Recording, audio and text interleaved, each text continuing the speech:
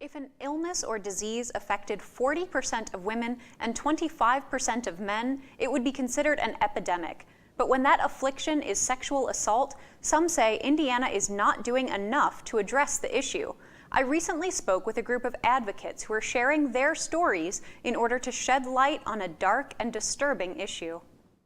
On the lawn of the Indiana State House, a statue of one of the state's early governors is flanked by two female figures, justice and enlightenment.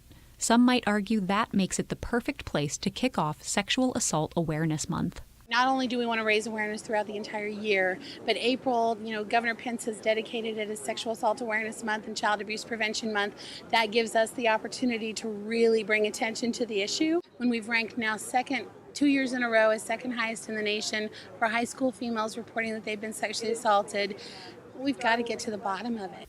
Anita Carpenter is the CEO of the Indiana Coalition Against Sexual Assault, or INCASA. The organization hosts an annual balloon release in early April, featuring survivors of sexual assault. The thing that propels me to keep coming out and talking about it is the eyes and the private emails, the messages, the people who come up to me afterwards and quietly say to me, "Me too. I'm like you. This happened to me." That gives a face to it, and sometimes that can be empowering to another survivor who hasn't felt like they've been believed or have the opportunity to come forward and say something so that they can say, well, if she can do it, then I can do it. According to the 2010 National Intimate Partner and Sexual Violence Survey, over 505,000 women in Indiana have reported being raped, and FBI statistics indicate that only 28% of sexual crimes are reported to police. Awareness has been a great mechanism because it's allowed me to become more confident. When I tell my story, every time I speak out, it becomes easier. Jenny Wendt was raped in college. Years later, her attacker confessed to police, but because Indiana has a statute of limitations of 5 years for rape, no charges were filed. Nobody should be able to walk into a police station and say they committed a horrendous crime and walk out the front door with no repercussions. Wendt started an online petition to have the law changed, and hundreds signed it within days. It's just re-victimizing people when they realize that their statute of limitations has run out, so it's a re-victimization. A similar petition, initiated by survivor Joy Ryder, was presented to Governor Mike Pence's office.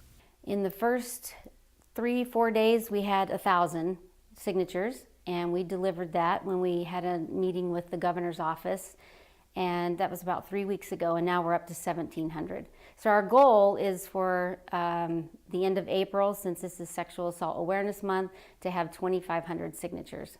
While some states have pushed back the statute of limitations to 20 years, 20 states have eliminated it completely. Why would justice and healing have a number to it? That's what I don't understand, so I think it should be getting rid of altogether. Groups like INCASA are hoping lawmakers will act to change the statute of limitations in the November General Assembly session. Until then, they keep fighting for enlightenment and justice.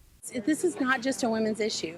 This is a public health issue, a societal issue, and as we get more men involved in the solution and the process, then we bring about change. I'm here to tell survivors that you and I and we do not have to live in fear and shame. Let's use these voices that we have to bring about change.